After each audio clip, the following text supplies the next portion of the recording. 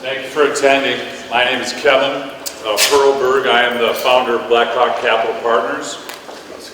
Blackhawk Capital is a registered investment advisory firm. Schwab is our custodian. We manage money. We do planning. And many years ago, when I started Blackhawk Capital, which is, I bought an old Victorian house in Thiensville. Those of you who know me, it's 1 square mile in the middle of Mequon. And I joined the welcome wagon. Remember the welcome wagon? The youngsters in the room won't. What's that? When you used to move to a new area, there'd be a lady that'd go and visit you and drop off information on the grocery stores and the gas stations and financial planners. And she would give me a list once a week, and I would call that list on. We'll do Monday nights from 6 to 8, Tuesday nights from 6 to 8, and Saturdays from 10 to 12. That was my commitment. One of my clients I did get through the welcome wagon actually was a business owner, and he had started the company that published the cable TV guides that were then actually sent all over the country. So out of Wisconsin, out of Milwaukee. And worked with them for years, and I just loved the complexity of working with business owners. I am a certified financial planner, a registered investment advisor, but we're not retirement planners. We're not sitting at the kitchen table. We're working with business owners as our main clientele because of its complexities, and it keeps it interesting. So anyways, this company that was producing cable TV guides, they decided to sell it. And I was part of that whole process. They had a company out of Minneapolis that produced a pitch book, and they eventually sold it to a publicly traded company that promised to keep the employees, keep it just how it was, and guess what? 2 years later, it was gone. I remember talking to the owner that sold with tears in his eyes because he loved his employees. That gave me a lot of passion to work for business owners and help them make good decisions. Everybody talks about me. I started Blackhawk when I was 27. Everybody talks about as business owners like, oh, you guys can work whenever you want. You can take vacations whenever you want. Now, what I always say, yeah, I work part-time, 12 hours a day. And all of you know what I'm saying. Many times where everybody got paid but me. I understand what it's like. So let's talk about exit strategies. There's many exit strategies. I just told you about one. A public company comes in, buys them, boom, tears it apart. And actually, I don't think cable TV guys lasted much longer after that, so too bad for them. There's sale of private equity. We got involved with, years ago with a builder, one of the bigger builders in the state, decided they wanted to sell. We looked at all the avenues, went through the ESOP process, decided that the ESOP would be the best process for them. A very long process, very complicated, not cheap. Is working out extremely well. What's great to see is how productive the company is, even much more so with less people than it was before. People really dig in, and I'll have Rick speak about that more. We don't have a lot of time today. ESOPs. How many ESOPs are in Wisconsin? Close to 200. Robert W. Baird. That's an ESOP. The size of the company doesn't matter. I shouldn't say that because you could be too small. But he can talk about that. Publix Grocery, Baird, Van Horn Auto. I try to get the right information on how many there are in Wisconsin. They said somebody says 150, somebody says 190. They're going up. We've done how many in the last 2 years? 4. How Blackhawk Capital, our first ESOP, they're very unique in what they offer the business owner. Because it's not like you sell and you're gone, right? You sell, to the employees, but that happens over time. You have to take a note, there's a lot of skin still in the game, but there's something called a 1042 exchange in an ESOP that allows you to exchange the stock you sell from your company for publicly traded securities with no tax.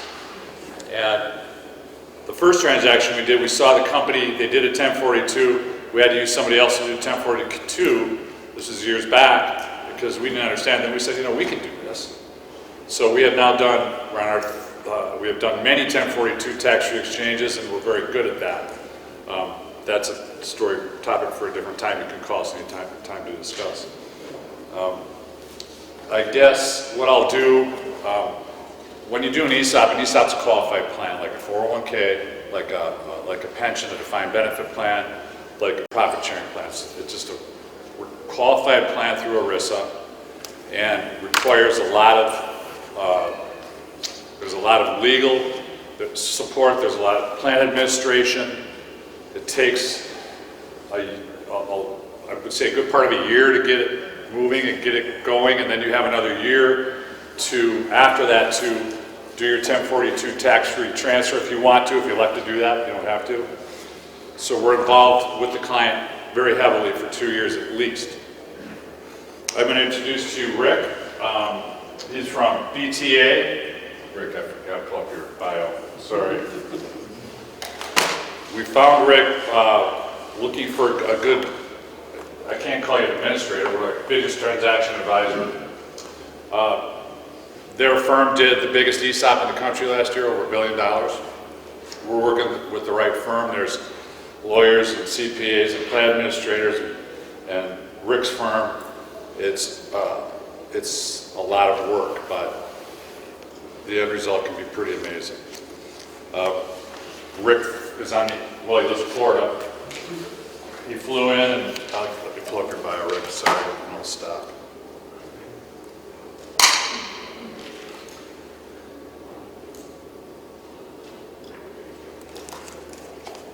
Rick's the managing director of BTA ESOP Advisory Group. With over 40 years of experience in financial services, he's kind of did what we did at some point, and he's graduated and moved on to be one of the top advisors in the ESOP business in the country. We're very lucky to have him and work with him, and I will let him take it from here. Kevin, thank you. Let's see if we can get to where I want to get to. There we go.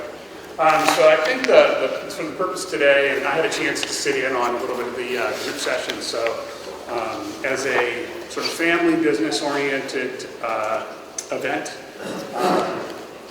I'm going to spend less time really talking about ESOP specifically. I'm going to talk about exit planning. Every business owner at some point, whether you're a family-owned business or you have no family in the business, fundamentally you got to look at a transition when you're going to start exiting out. So I'm going to actually walk you through multiple strategies, because part of what I heard was in sort of the family transitions that do take place. I do a lot of lecturing and speaking at universities and at events throughout the country. I've been doing that for a long time.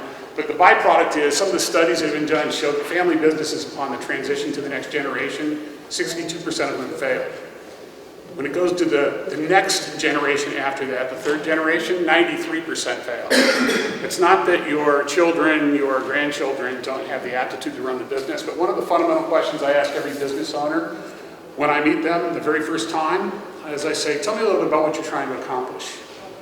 And if it's transitioning to your children, I said, let me ask a simple question when you go home tonight or your kids are grown and they live in the area. I said, you ask them this question. Is it more important for them to actually own the company, hold the certificate? If you're a corporation, hold the stock certificate? Or do your kids want to actually have the cash or the value of that business that they can deploy in proper ways and still run it, operate it, have a job, and continue to draw compensation on an ongoing basis and run this business in a continuous fashion? Because if owning the stock certificate is critical to the family, then part of the three options I'm going to show you on the front end have merit.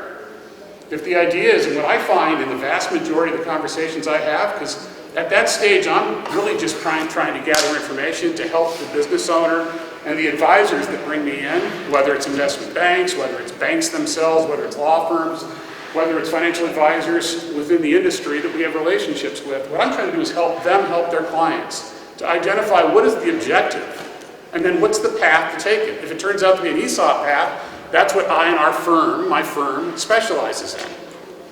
But I don't want to waste my time, and your money going down a path that makes no sense.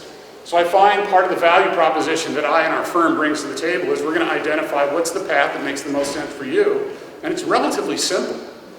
As I go through this, you'll understand what the dynamics are, and hopefully you'll be able to gather for yourself what is the path that makes the most sense, and it does change over your business career, because I see some young individuals. They're either starting businesses, they're in family businesses, and I see older individuals like myself that are ready for that transition and looking for the next opportunity, what they're trying to accomplish. So we're going to cover 4 of those. My point here, one of the last lines that you see under doing well by doing good, that's a vernacular that I believe in. I've been a principal, started 3 different firms, sold all 3 firms. I took one public and ran a public company. I sold a firm that I owned that was in the financial services industry to a private equity firm, and I've sold a technology firm that I was a CFO of early in my career to a public company. So I've done 3 of the transactions. I had never done an ESOP. But when I bought in and joined BTA and I bought into the firm, the first thing I said is, how can we be recommending a strategy in the marketplace when we're not one ourselves? Anybody ever go out and buy cars? Anybody in this room ever bought a car? Have you bought a car recently? One of the things I do when I buy a car, I bought my wife a car recently, and I walked into the dealership, and it was during the whole crisis where you had the supply chain issues. It was the most amazing time of buying a car I've ever found. First of all, they had no inventory. Second of all, they were charging premiums well above suggested manufacturer's retail pricing. I've never seen a time like that. But the byproduct is I went in and I walked around. They had a bunch of salespeople there, and I walked around and I started asking the question. I said, what kind of car do you drive? And I continued walking around until I found somebody that drove the car I wanted to buy. So I wanted to know the good, the bad, and the ugly about the car. I'd never bought one before. I knew I was going to take delivery for 6 to 8 months anyway, so the idea was I was going to go from dealership to find that car. My premise to that whole part of my discussion is, if you're going to do business with somebody in the arena that we're talking about, my guidance would be do business with somebody who does what they're proposing to you or has done what they're proposing to you. Because they understand not just the technical aspects of how to get it done, but fundamentally they understand what it means and why they did it. Because we did an ESOP, and why I did an ESOP and mandated it in our firm is I wanted the employees of the firm to feel like owners of the company. Because when you own the company, you understand something different than when you work as a W-2 paycheck employee. Doesn't mean you and your companies don't have incredible cultures. My promise to you is if in turn an ESOP is done, the culture of the company improves. Studies have shown with 8,000 plus ESOP companies over a period of almost 40 years, and there's major universities in the US that have graduate departments that focus on this. Ohio State, Keene State, University of San Diego, University of California, San Diego, Harvard. They have departments in their graduate programs that study competency and growth metrics within privately owned businesses. And the studies show that ESOP companies, when they become an ESOP, grow at 3.4 to 4.5% greater each and every year, because every employee over time starts thinking like you. How do I increase margins? How do I provide greater customer service? And how do I go ahead and improve the value of this company that I now directly benefit from, because I'm a beneficial shareholder of the success of this company? I think differently than I do when I'm just drawing a W-2 and working for a paycheck. We have seen that within our own firm. In the last 5 years since we became an ESOP, our revenue has increased 300% in the height of COVID. And if you know what the hell's going on in the banking world, are there any bankers in this room? You know what's going on in the banking world? Interest rates have gone up dramatically. Their balance sheets are upside down because of the differences between their assets and their liabilities that most banks haven't properly matched, which is why all the big banks are buying up all the small banks. Because they have the capital resources to meet that obligation. Sorry about my passion, but I just got off a phone call with a West Coast bank who has a fundamental problem with their balance sheet that you're reading about every day. Because one of the firms I owned that I took public was a bank. So I've got a pretty decent banking background, and understanding risk management banks have a requirement to fulfill, and it's gotten tighter and tighter as we went through the banking crisis in 2008 and what's going on today. Doing well by doing good. So the 4 strategies, and there's really 5. But one is a stock redemption. I heard one of the speakers on the panel talk about the idea of they were doing dividend redemptions to buy stock, and they went through COVID, they couldn't afford to do so. We're going to talk about that's part of the downsides of looking at redemption strategies. And first of all, if there's anybody that's an S-Corp and anybody tells you to do a stock redemption in an S-Corporate structure, run as fast as you can. It's the most inefficient strategy to do a stock acquisition as you can think of. You get dinged, or the shareholders get dinged with ordinary income taxes, and the proceeds that get received to pay capital gains. Ordinary income taxes and capital gain treatment. There's no worse penalty associated with cash flow than that transaction. At least in doing it in a C corporate transaction, you pay corporate income taxes at a 21% federal rate versus 37% federal rates on the profits of the company, while at the same time getting capital gain treatment. Is there anybody in this room that believes ordinary income taxes is a better rate than long-term capital gains rates? The next is a management buyout. It's the most inefficient methodology because it's just like the S-Corporate redemption. The managers are buying stock, they're paying ordinary income taxes and the K-1 income at ordinary income tax rates. On the balance that's left, they're writing a check over to selling shareholders who pay long-term capital gains. Double taxation is the worst tax rates known to mankind in today's tax environment. It doesn't work. So when you love your managers, if you truly do, and they're great employees and they're helping the business succeed, here's the math. You got to be willing to take a tax discount or a transactional value discount equal to what your tax rate is, or their tax rate. So if they're at a 40% marginal tax rate, you're going to have to be willing to discount the value of the business by 40% to make the math work. All of you are business owners. Is there anybody in this room that's willing to take a 40% discount to sell your stock of your family's company or your own company to your employees? Because if you are, I brought my checkbook with me. I'll buy your company right now, and I'll write you a check for that dollar amount. Because I can turn around and flip it immediately, the next day, for 100% of its full value. We're going to show you the math on the private equity and strategic sale, and I'm going to show you the ESOP, the culmination at the end. And it's all about the math.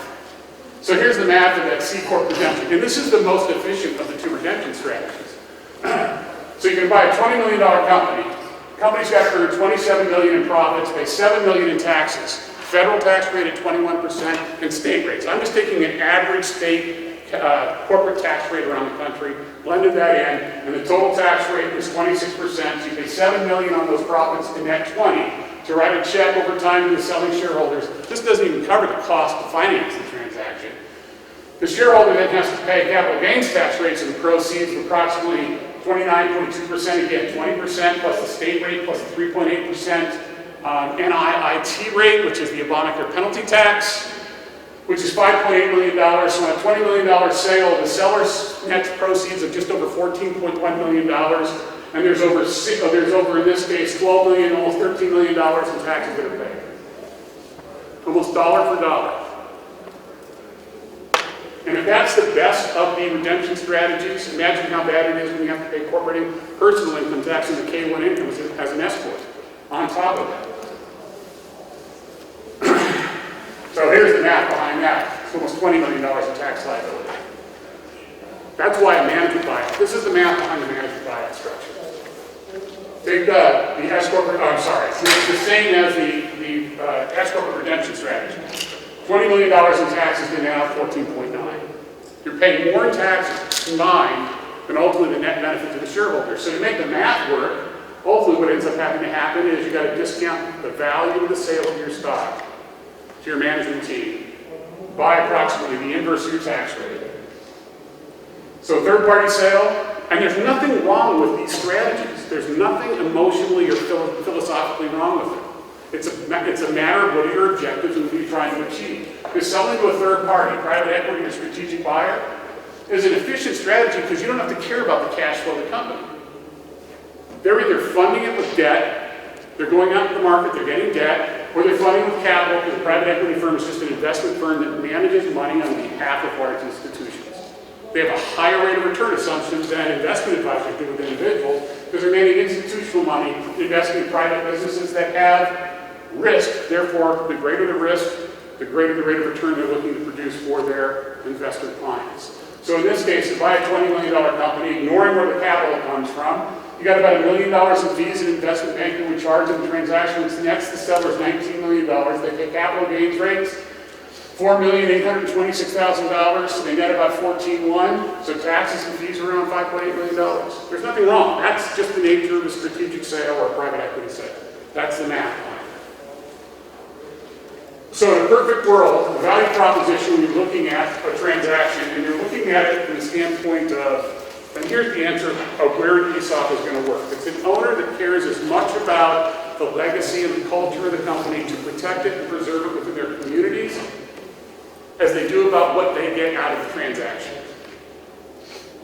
It's as important of what they give back within their communities and to the legacy and to the employees. When you talk to an owner and a business owner like yourselves, and I ask the question, describe to me the relationship you have with people that work for you, and they say, well, they're family. I go to their weddings, I go to their funerals, I go to the Boy Scout events, I go to local Little League games. I treat them and I feel that they are just like family to me. They help me and my family become successful within this community, and I want to do something to give back to them. That's when the concept of an ESOP will have merit.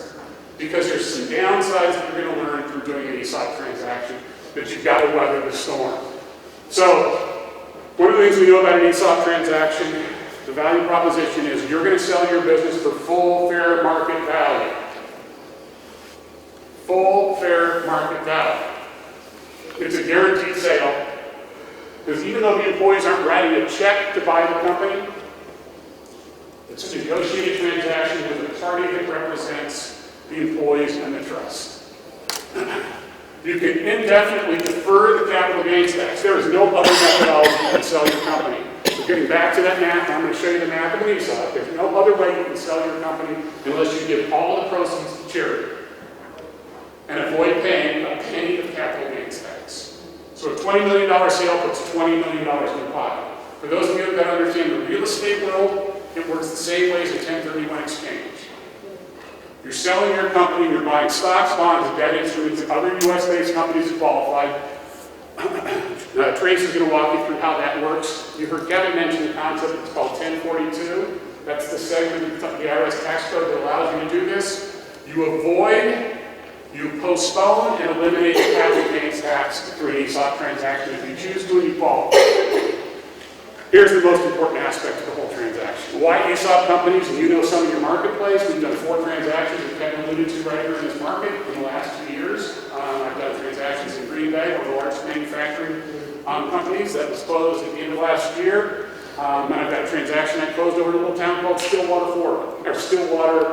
Wisconsin, on the border between Minnesota and Wisconsin. So there's a number of transactions and a number of companies, and I think it's close to 187 companies in Wisconsin are currently ESOP companies. But the byproduct is the company becomes tax exempt. Think about your business. Imagine if the company no longer was subject to paying a dime in federal and state income taxes. How competitive you can be. Think about in times of tough economic conditions. Going back to 2008 to 2010, you were a construction company. Now all of a sudden you're bidding on projects and you're competing with other companies that pay taxes. Do you think you can get a little bit more fine-tuned in the way you're bidding projects? And if you have employees that are now owners and they think like owners, how much more margin they can help drive on lower revenue?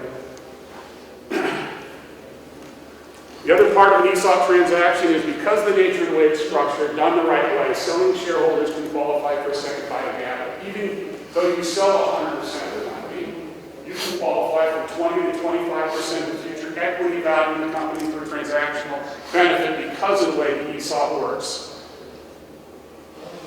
And the last is you improve the retention and recruitment of your company being an ESOP company. I've got a transaction I'm doing right now with a large construction company in a town called Kansas City. I'm not a Chiefs fan, so I gotta be careful when I say that, and I don't say it when I'm in Kansas City. I grew up in San Francisco. I was a 49er fan my whole life growing up. The byproduct is, they did an ESOP. These are young owners. They're in their early 50s. They're doing it not because they care so much about the liquidity and the exit plan, because they don't want to work. They don't want to leave. They're going to grow this company. But they're tired of getting construction employees as a general contractor hired away by 4 different competitors, which are already ESOPs in this. They're doing it as a competitive advantage to compete, to keep the good people that they've got, and to increase their ability now to compete as a new ESOP company, to recruit back some of those people that they lost to mature ESOP companies, because they're going to be able to provide better benefits. Through stock ownership showing dramatically increased economic value to the shares that they're going to be receiving. Here's the math. I don't know about you, but if I had a chance to sell a $20 million company and keep $20 million versus having to default some of that to pay taxes and fees, I'd rather keep $20 million. There's a lot of other things I can do with my own family, my kids, and charities I support with the excess. Can I say one thing, Rick? Yeah. Remember when you said about now you're saying S Corp and now you're tax-free, you don't pay taxes anymore because you're owned by a qualified plan. That money you pay taxes on, because you typically have to take a note for the transaction, is used to pay you for your company. This is the math behind that. So you kind of got a little ahead. Sorry. So this shows you, not perfect time, because the left-hand side is this company. We're assuming the company's growing at 5% per year. Currently, they're generating $4 million of taxable income. The industry calls it EBITDA, earnings before interest, taxes, depreciation, and amortization. All companies sell for a multiple of that to reach what they call enterprise value.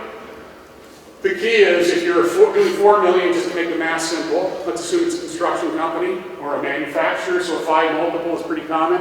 The company's value would be worth $20 million, not including any debt or any cash in the balance sheet. So the enterprise value is $20 million. We're going to buy that company. The company's going to generate over 10 years at 5% growth rate, $50 million worth of taxable income. Company is an S Corp in this example would be paying, where the individuals would be paying approximately 42%, or about $21 million in taxes to buy a $20 million company, and create net cash flow, working capital, CapEx, and additional distributions to shareholders of approximately $29 million. We do an ESOP. So how do we buy it if the employees are not writing a check? It's an internally financed transaction. We're just going to fund it at the tax savings of this company for the next 10 years. We're buying a $20 million company with $21 million in tax savings. All they're doing is reverting the taxes that were being paid to the IRS for the shareholders in their K-1 income. We're reverting it to cover the cost to buy the company through the financing transaction with the bank and the seller. So we have a couple bankers in this room. In 2008, 2009, too big to fail, there were some legislative laws that were passed, Dodd-Frank, that limits what banks can do, staying under the Federal Reserve requirements under FDIC, that they can't loan as their total pool of more than 3 times EBITDA. If your company's worth 5, the best we're going to do is get you 3 times EBITDA. And today, banks won't even come close to lending on that because they don't want to, because they're so highly leveraged, the difference between their assets and balance, and the assets and the liabilities on their balance sheets, we can get maybe 1.5 to 2 times. So in a $20 million company, at $4 million of current EBITDA, maybe we can get we can get somewhere between $6 to $10 million of cash at closing. So you're selling your company for $20 million, and we get you 8. You're going to take that note for $12 million. Because you're going to take a note for $12 million, the bank's going to get paid off first. You're going to get interest while the bank is being paid off. When the bank is paid off, we then start your note. It gets amortized over the next 4 to 6 years, so you get all your money. But because you had to subordinate to the bank, you got interest only, and you had to take an interest rate comparable to the bank. So you got a non-collateralized, subordinated loan. We're going to get you something as an alternative. That something we're going to get you is that back-end apple, the second bite, the equity piece, because you're taking a risk position behind the banks. What's important here is that fundamentally, all we're doing is there we go. We're just taking this tax savings and we're redirecting it to cover the majority of the principal portion of the purchase of the stock. When I talk to business owners, if they fit the profile, it's a real simple question. If you have a choice in the next 10 years, you can pay approximately $21 million in taxes, or we can put that money in your pocket and turn around and give the company the employees. What would you rather do? If you love your employees, if you love the legacy of the business, if you care about the company, and you want to see it perpetuated, not just over your lifetime, but theoretically for the next 50, 100 years, it's an alternative you might want to consider. Because when you're at church and you're sitting in your pew on a Sunday morning, and you sold your company to a private equity firm, and I can speak to experience because I saw this exactly happen in my firm. Within 6 months, I had to fire and terminate 5 division heads of the company. 3 of them were my closest friends when we started the company and they joined me to help over. Imagine how that conversation went. I refused to do it. So I didn't last long in the firm the boss, because I got terminated, because that was the condition. Your severance is the 6th one we're holding you. So you give those 5 out. Or if you don't, we've got a 6th one that's yours. And if you didn't read your original provisions pretty carefully, upon severance, if you don't fulfill your obligations, all your stock is forfeited. That was an expensive day in my life. But it was the right thing to do. Because I didn't go into it with that intent. I learned a big lesson. Private equity firms are not bad people. They manage money on behalf of institutions and their obligations to drive the returns that they're trying to achieve. You're just a mechanism to help with that number. And if you can't get them that number, and you don't fulfill what you or they believe you should be fulfilling, you're easy to terminate. And there's no emotions on it. They're not bad people. They are just businessmen. So, options. All traditional sales methods use after-tax dollars to fund the stock purchase, and there's tax consequences. Tax consequences to the seller, unless all the money ultimately goes to charity. And the ESOP uses pre-tax dollars to fund it, and the company becomes tax-free, and the seller can choose, in the right structure, to postpone and eliminate paying any capital gains tax. You keep more of what you deserve, and it's financed so that it's more efficient the way that we actually pay off the debt. So the tax incentives in the ESOP are pretty straightforward. We talked about the 2 main ones. The company becomes tax-free, and you can postpone or eliminate the capital gains tax. When you're doing partial sales, not every ESOP is 100% sales. So when you do partial sales, the second point is very valuable because in doing the transaction, somebody's still subject to paying taxes on a portion of the income. So in an ESOP, though, there's artificial deductions that get automatically created the way the ESOP actually provides benefits. So we create greater tax deductions at the corporate level when you're actually funding and paying off the debt, because in an ESOP, the debt becomes deductible. Is there any tax attorneys or CPAs in the room? Is principal normally on a capitalization or a stock purchase deductible? Principal, no. Perfect response. It's amazing how many times I ask the CPA the question. I say, no, it's all deductible. But it is in an ESOP. The benefit is the principal payments you're making on the payoff of purchase of the stock becomes deductible in an ESOP.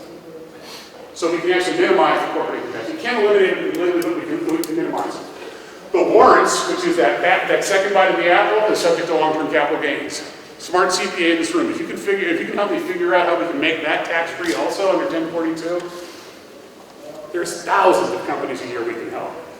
If the byproduct is the warrants are considered synthetic equity as part of the transaction, they are subject to long-term capital gains. We use warrants, so if there's any of our competitors in this room, I'm going to educate you if you don't know this. A lot of our competitors use what we call phantom stock. Problems phantom stock because what you're in. Warrants structured properly. There's 2 swing sections you must follow to become long-term capital gains. We use them. There's an option for employees to Roth the stock. So in the early years, if you have an understanding of valuation, the idea of Roth can be very valuable to people. It's knowing that in 10, 20, 30 years, I contribute money, I pay taxes and retirement plans and money today. At a current value, it grows over time, and I get it tax-free when I retire. The IRS lets this work the way it does because a lot of questions get asked. Well, it sounds too good to be true. All these great tax benefits. Where's the hook? Well, there's going to be taxes paid because all of the money that I've got in my ESOP tied to the stock that I've got in our company, when I retire, I cash the stock in, I get cash as a retirement payout, just like I do my 401k, my IRA, which ordinary income at that point in time. But when we first buy this company, great lesson in the way valuations are done. Remember I said it's a multiple of EBITDA, 5 times, $4 million of EBITDA times 5 is a $20 million valuation. That's enterprise value. To get stock equity value, you then add the cash on the balance sheet, or any securities or equities, and you subtract out your debt. We bought this company for $20 million, not including the cash. Assume there was no debt on the balance sheet, we did the deal. We layered on $20 million in debt the day we buy it, so we got still $4 million of EBITDA, So the enterprise value is still 20. We subtract now $20 million in debt for GAAP accounting purposes. We've got a CPA in the room. 20 million minus 20 million for GAAP accounting is what? 0. So I'm now employed. You love your employees. You got a smart employee group that's in this for the long term because they see the benefits of what this is going to provide.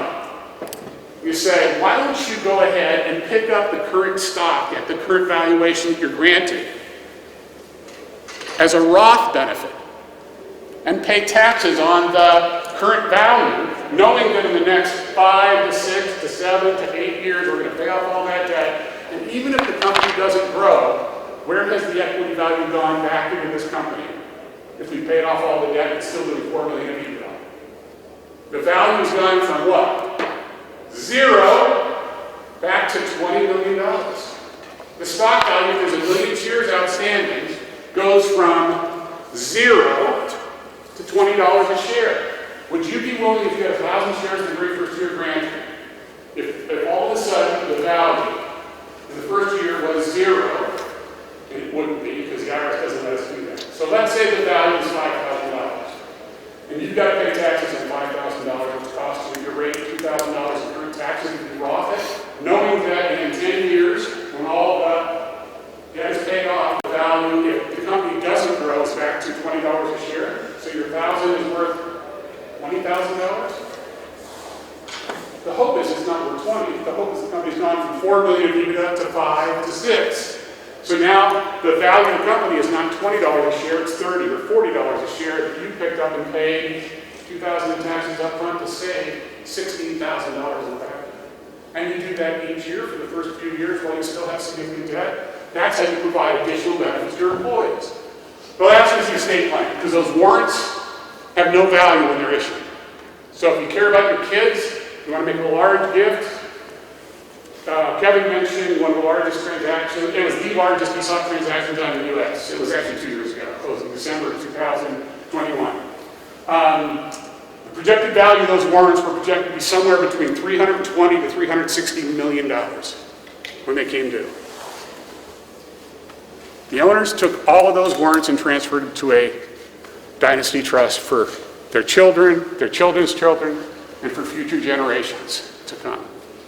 And didn't use a penny, didn't pay a dime of gift tax at the time of that transfer. I think that's a pretty effective strategy, because what are gift tax rates today? 45%? Aren't they? Pardon? What are gift tax rates? 45% federally? I mean, depends after the credit. So imagine being able to save that family somewhere between $130 to $150 million. Or more, there's no limitation on how big that gets. Rick, you're going to cut in the cocktail hour here. All right. Trace So Kevin went through this pretty quickly. Bottom line is, employees don't own the stock directly. It's important to understand. They have beneficial rights to the stock value. It's a retirement plan. I don't vote the stock. I don't control the stock. I'm not. The question that a lot of owners say is, I don't want my employees to ultimately see, even though we're giving them a benefit, I don't want them to see the financials of the company. I don't want them to understand and see what we've done in the past. They said they don't have any more access to the financials with an ESOP as they did when you have a 401k. It's a retirement plan. They're entitled to the benefits that the plan provides. Common characteristics. This is important because this is what drives what makes an ESOP for the right client. Shareholders who want liquidity and have some tax sensitivity. Shareholders who care about their employees. Fundamentally, that is a driving characteristic. Owners who desire to maintain some level of control post-transaction. Owners who intend to stick around for as long as they choose. You can't, even though you're selling it, you still control and run the company no different than you did the day before you did the stock sale, which is the only way that takes place, because if you sell to anybody else, they're going to run and take over the company. But here's the characteristics. Kevin mentioned who it fits for. It really is tough to do ESOP transactions if your value of your business is less than $10 million, because banks won't touch it. They want to see at least $2 to $3 million of EBITDA, which means you got to be higher than $10 million of equity value. And the cost, it's the same cost with all the parties to do a $10 million transaction as it is to do a $30 million transaction. So we tend to, our spaces, we tend to work with companies that are 15 million to 20 million or above. We will do transactions on a smaller scale, usually for advisors like Kevin and Trace, who in turn bring us a lot of quality clients that will actually lose money on the small deals to ultimately do well on the bigger transactions. We do that, but it's got to be 10 million or more, because we want the advisor to come up with some liquidity so that they have assets to manage. We want you to have enough liquidity to do what we call a 1042 transaction. So 10 million more in value, and then fundamentally owners tell us they care as much about the employees as they do about the deal. Because the downside of an ESOP, you don't get all your money up front. You sell to a strategic or private equity, you're going to get somewhere between 70 and 90% of your money up front, and you can walk away. If the business fails in the future, you don't really care because you've got to pay out.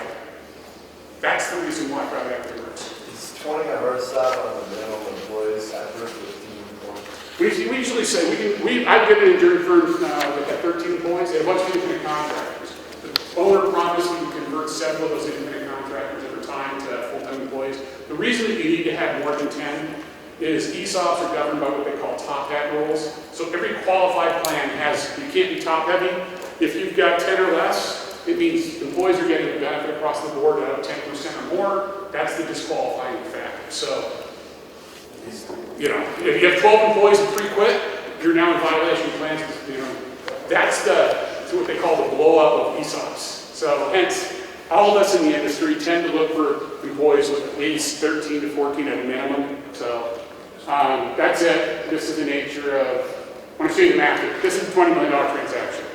So $8 million cash, as we talked about from bank financing. The seller note is $12 million. The interest is 5.5% of the seller note. The $3,624,000 and the warrants of 25% will be worth $9.4 million, assuming the company grows at 5% annually, which is the statistics that show what ESOP companies will increase in time once they become ESOP. So you're selling a $20 million company, you're talking $33 million.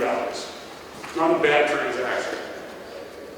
There's a case study behind this, but I'm going to skip that and turn it back over to Kevin. Thank you guys for your time. Thanks, everybody.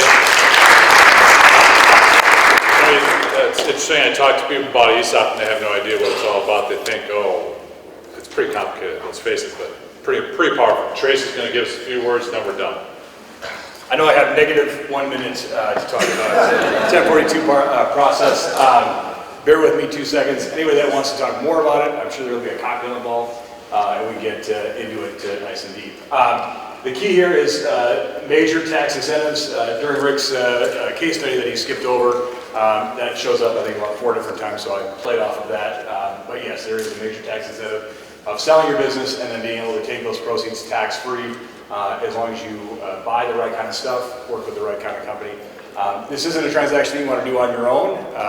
These are publicly traded securities that you end up buying, but you don't want to do it in an E-Trade account. You don't want to do it in Robinhood. You want to find a firm like ours, specifically ours, to be able to do this. Basically what happens is we have to buy the qualified replacement property, as Kevin alluded to earlier on. You've got a year post-transaction to do it. It's not about a year.